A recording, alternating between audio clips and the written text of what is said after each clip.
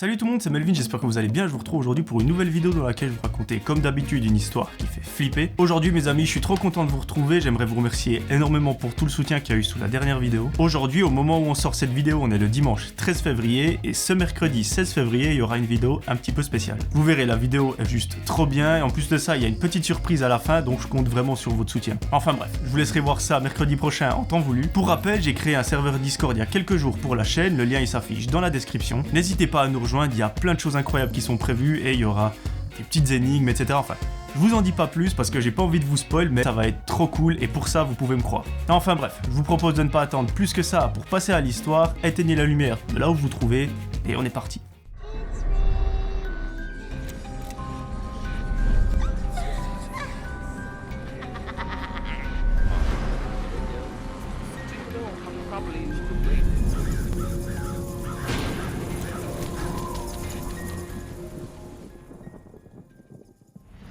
Aujourd'hui, mes amis, c'est l'histoire de Damien. Au moment des faits, Damien a 19 ans, il habite encore chez ses parents et cette histoire s'est passée aux États-Unis. Apparemment, tout ça s'est passé il y a 2 ans, mais Damien ne nous la raconte qu'aujourd'hui parce que ça l'a beaucoup marqué. Damien est un mec super sympa, au moment où se passe l'histoire, il est encore en études. À côté de ça, il travaille dans un fast-food pour pouvoir se permettre un petit peu de shopping le week-end ou tout simplement d'économiser pour un futur appartement. Et au niveau de sa vie sociale, tout va pour le mieux. Il a une petite amie, il a un groupe de super potes et ses week-ends sont généralement bien remplis. Que ce soit pour faire des activités avec sa petite amie ou sortir avec son groupe de potes, enfin, il s'amuse tout le temps. Damien nous raconte qu'il a une sœur qui est plus petite que lui et qu'ils sont donc 4 dans la famille. Damien, sa sœur et ses 2 parents. Contrairement aux histoires que je raconte généralement sur la chaîne, eux ils n'habitent pas en pleine ville mais à la campagne. Ça fait qu'il n'y a absolument aucun bruit la nuit à part le bruit de la nature. Il n'y a pas vraiment de voisinage donc ils peuvent faire absolument tout le bruit qu'ils veulent. Il y a un énorme espace pour jouer dehors, il y a un énorme jardin, la maison est super grande et il ne manque de rien. Justement, cette fameuse maison, il nous raconte qu'elle est un petit peu ancienne. La majorité des éléments dans celle-ci sont faits en bois, que ce soit des sortes de poutres, de portes, etc. Enfin, il y a beaucoup de bois dans la maison, mais ça lui donne un style vachement sympa. Il nous dit quand même que la nuit, généralement, il flippe un petit peu parce que le bois, il a tendance à craquer, ça fait des bruits un petit peu bizarres. D'ailleurs,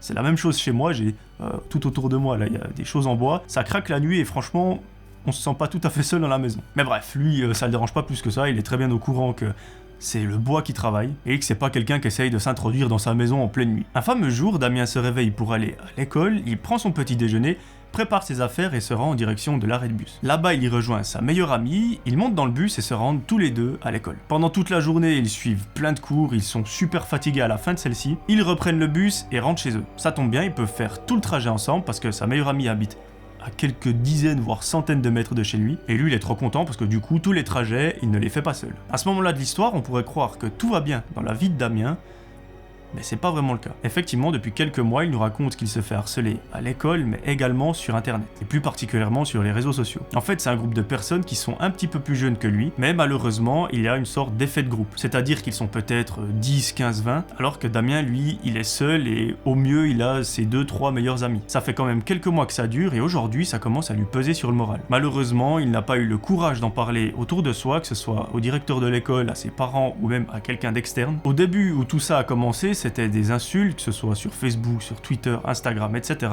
Mais là, depuis quelques jours, ça commence à prendre une autre proportion. C'est des menaces qui semblent très violentes. Il commence carrément à l'embêter dans la vraie vie, physiquement. Et là, il se dit, il faudrait peut-être que je commence à en parler. Il se dit, je vais laisser quelques jours défiler, histoire de voir si tout ça se calme. Et si jamais ça ne passe pas, eh bien j'en parlerai à mes parents, au directeur ou même à mes professeurs. Parce que voilà, les insultes, on en a tous reçu un jour ou l'autre, mais quand ça vient des menaces, on prend pas la chose à la légère. Justement, ce fameux jour où il rentre à la maison, il décide de se connecter sur Facebook et là, il voit plein de messages d'insultes. Ces messages, ils proviennent toujours de comptes qui viennent d'être créés et Damien, la seule chose qu'il peut faire, c'est de bloquer ces comptes. Le lendemain matin, Damien se rend de nouveau à l'école avec sa meilleure amie et arrivé devant le collège, il voit un groupe de jeunes. Il remarque très vite que ce groupe de jeunes le dévisage et le regarde de haut en bas. Il n'y prête pas attention et continue de se rendre en direction de l'entrée. Arrivé à quelques mètres de la porte, il entend un des jeunes du groupe dire « T'es un lâche, t'as même pas le courage de nous regarder dans les yeux, regarde bien ce qui va se passer dans quelques jours. » Damien, lui, ça lui passe au-dessus, il a l'habitude, comme je vous l'ai dit, ça fait plusieurs mois qu'il subit ça. Il continue son chemin jusqu'à sa salle de classe,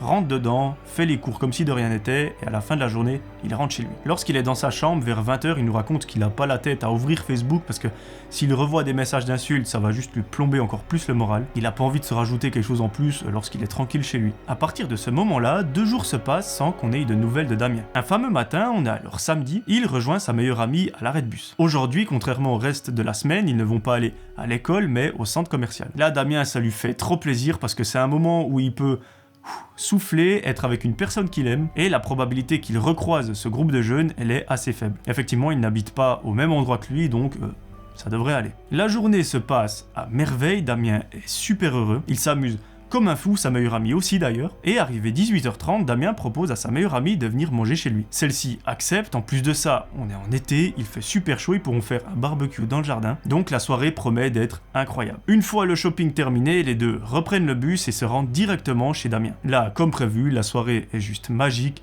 ils rigolent, ils s'amusent comme des fous. À 23h, la meilleure amie de Damien rentre chez elle et lui, il va se coucher. À ce moment-là, dans la maison, il y a ses 2 parents et sa petite sœur. Tout le monde est déjà couché, mais Damien, lui, il a un petit peu de peine à s'endormir. Mais bon, pour remédier à ça, il prend son téléphone, ouvre l'application YouTube et regarde ses meilleures vidéos. Je tiens juste à te dire un petit truc, si jamais la vidéo te plaît, n'hésite pas à t'abonner. Il y a énormément de gens qui regardent les vidéos sans être abonnés, donc n'hésite pas à le faire, c'est gratuit et moi, t'imagines pas à quel point ça m'aide. Enfin bref. Continuons l'histoire. Après s'être perdu sur YouTube, comme on le fait tous lorsqu'on passe du temps dessus, Damien finit par s'endormir. Et quelque chose d'assez original dans cette histoire, il nous raconte qu'il se souvient exactement de son rêve. En fait, il partait en voyage avec ses parents et sa petite sœur, précisément en Australie, mais que malheureusement, pendant le vol, quelque chose s'est mal passé. Effectivement, cet avion pour aller en Australie, il a commencé à prendre feu, qu'ils étaient extrêmement haut dans le ciel et que l'issue a été tragique. L'avion s'est écrasé et personne n'a survécu. Donc ça, c'est le rêve de Damien, il s'en souvient exactement et vous allez voir, la raison, elle est terrifiante. Effectivement, Damien nous raconte que son sommeil n'a pas duré très longtemps et qu'il s'est réveillé pile au moment où l'avion s'est crashé. Et là où ça devient extrêmement glauque, c'est que dans son rêve, vu que l'avion était en feu, lui il avait l'impression de sentir la fumée et le brûler, mais au moment où il a ouvert les yeux dans son lit, il a remarqué que la fumée n'était pas uniquement dans son rêve. Effectivement, sa chambre donne directement sur le salon. Ce soir-là, il n'avait pas fermé la porte et en se réveillant, il remarque que tout le salon est en feu, qu'il y a une fumée noire très épaisse et ça sent juste le cramer. Damien, il a un réflexe de malade, vraiment c'est un super-héros. Il se lève immédiatement et sort de sa chambre. Là, il nous raconte qu'il a un seul objectif, c'est de voir jusqu'où les flammes ont progressé afin de voir s'il peut aller avertir ses parents et sa petite sœur. Les chambres sont disposées toutes du même côté, les unes à côté des autres, donc si les flammes ne les ont pas atteints, lui il pourra vite aller dans les chambres et les avertir. Heureusement pour lui et miraculeusement, j'ai envie de dire, les flammes n'ont pas trop progressé. Il a donc le temps d'aller réveiller ses parents avec des énormes cris, de même que pour sa sœur, et au bout de quelques dizaines de secondes qui paraissent être une éternité, tout le monde arrive à sortir de la maison sain et sauf. Damien nous raconte qu'ils n'ont pas pu sortir de façon traditionnelle par la porte d'entrée parce que celle-ci a été rongée par les flammes, mais qu'ils ont dû escalader la fenêtre d'une des chambres pour passer à travers celle-ci et arriver dans le jardin. À ce moment-là, ils sont tous à l'extérieur de la maison en sous-vêtements, celle-ci est complètement en train de brûler. Tout le monde est sous le choc, mais heureusement, tout le monde va bien. Enfin, en apparence, tout le monde va bien, parce que vous savez, avec un incendie, le risque c'est pas le feu, mais c'est les fumées. Et généralement, lorsque la fumée est très épaisse et très noire, c'est super toxique et super dangereux pour l'homme. À partir de là, le père de Damien appelle les pompiers et la police. Au bout de quelques minutes, qui là aussi paraissent être une éternité, parce que comme je vous l'ai dit, ils habitent à la campagne, donc l'accès est un petit peu moins rapide qu'en pleine ville. Les pompiers arrivent enfin chez eux, et au bout de longues heures, ils arrivent à maîtriser l'incendie. Pendant ce temps, des questions sont posées à la famille, parce que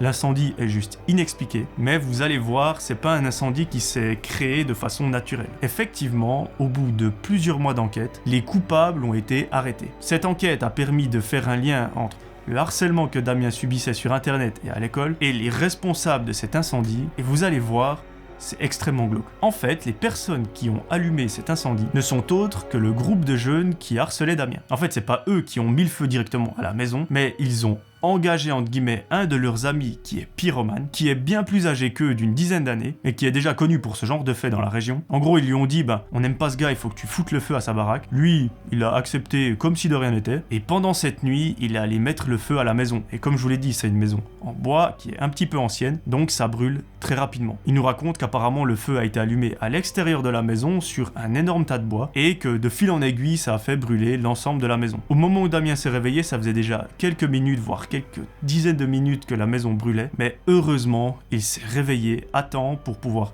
sauver sa sœur et ses parents. Les coupables ont bien évidemment été arrêtés et jugés pour ce qu'ils ont fait. Apparemment, la peine a été très lourde et j'ai envie de dire tant mieux, parce que le plus triste, c'est que la famille a tout perdu ce soir-là. Cette maison, c'était la leur, ils l'avaient depuis des dizaines d'années. Ils ont vécu toute leur vie à l'intérieur, les enfants ont grandi là, il y a énormément de souvenirs qui sont partis en fumée, et j'ai envie de dire c'est que matériel, mais ça aurait pu être bien pire parce que la famille aurait carrément pu disparaître ce soir-là aussi. Comme je vous l'ai dit, le danger, c'est pas vraiment le feu, c'est les fumées et les gaz toxiques, et c'est généralement pour ça que l'on décède lors d'un incendie. Comme je vous l'ai dit en début de vidéo, Damien ne nous raconte cette histoire qu'aujourd'hui, alors que ça fait quelques années que ça s'est passé, parce que ça l'a juste traumatisé. Il n'arrive pas encore à réaliser que si lui ne s'était pas réveillé, il n'y aurait plus de famille. Ce qui le rend le plus triste, c'est de voir ses parents qui se sont juste dévastés, parce que, comme je vous l'ai dit, ils avaient tous leurs souvenirs dans la maison. Tout est parti en fumée à cause d'un petit groupe de jeunes juste débiles. Et j'ai envie de dire, leur condamnation, c'est juste tant mieux. J'espère qu'ils ont pris de très nombreuses années, mais Damien arrive à relativiser, il nous dit que voilà, malgré le fait que ça s'est passé il y a quelques années, aujourd'hui, il arrive à s'en remettre gentiment, que ça va de mieux en mieux, mais que tous les jours ne sont pas faciles. Toute sa famille se reconstruit petit à petit après cet incident, mais je comprends leur peine. Voilà, c'est la fin de cette histoire. En tout cas, moi, si je peux vous donner un conseil, c'est que si une fois dans un rêve, vous sentez de la fumée, essayez de vous réveiller. Alors je dis ça comme si c'était super simple, mais je pense qu'on contrôle pas vraiment ça. Damien est juste un vrai héros parce qu'il a réussi à sauver toute sa famille d'un désastre. Et si je peux vous donner un conseil qui est super important que Damien n'a peut-être pas appliqué au début, mais c'est tout à fait compréhensible, si vous vous faites harceler, que ce soit sur internet ou dans la rue, n'hésitez pas une seule seconde à en parler à n'importe qui, mais juste parlez-en, que ce soit à vos parents, à votre frère, à votre meilleur ami, au directeur, à la police, peu importe, mais parlez-en. Le harcèlement est quelque chose de juste dégueulasse, terrifiant, tout ce que vous voulez, mais ça n'a pas sa place sur Terre. Donc je compte sur vous, si toi qui regardes cette vidéo, tu subis du harcèlement sur internet, dans la rue ou je ne sais quoi, parle-en. Voilà, c'est la fin de cette vidéo, j'espère qu'elle vous aura plu. En tout cas, moi j'ai pris un réel plaisir à la faire comme d'habitude. Si tu veux me suivre davantage, n'hésite pas à venir me rejoindre sur Instagram et sur le serveur Discord. Si la vidéo et l'histoire t'ont plu, n'hésite pas à t'abonner et à activer la petite cloche. Moi je te promets de te retrouver très rapidement pour une nouvelle vidéo. D'ici là, j'aimerais que tu prennes soin de toi. C'était Melvin, ciao tout le monde.